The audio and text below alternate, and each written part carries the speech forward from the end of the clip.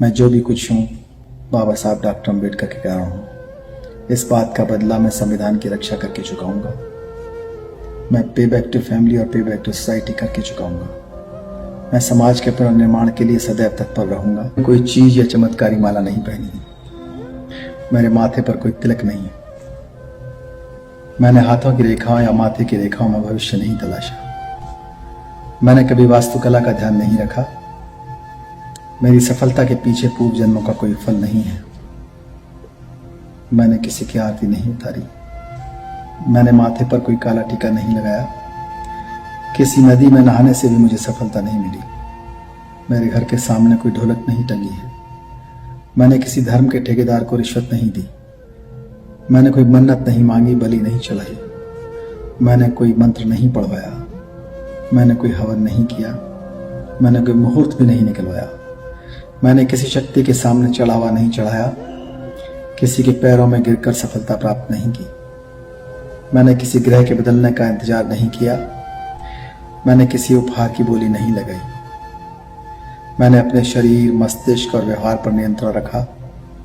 मैंने जीवन में बचपन से ही कड़ी मेहनत की, पढ़ाई की, खूब रुचि और गंभीरता से पढ़ने वाला विद्यार्थी रहा।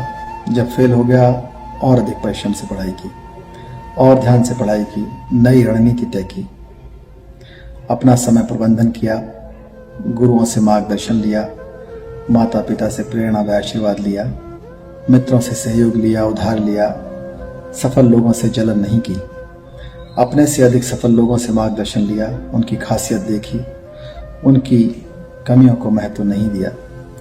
मैंने महामानव बुद्ध, सावित्रीबाई फुले, ज्योतिबा फुले, बाबा साहब डॉक्टर अम्बेडकर के जीवन संघर्ष और उद्देश्य को समझा और नैतिकता के रास्ते पर चला, विज्ञान के रास्ते पर चला।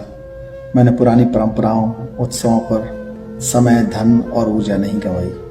अपने चरित्र को बनाए रखा तथा रोजमर्रा के झगड़ों से स्वयं को बचाया। किसी प्रकार का नशा और अहंकार से अपने आप को बचाया। दूसरों की हंसी उड़ाने की जगह मैंने दूसरे की कमियों को सीख की तरह माना।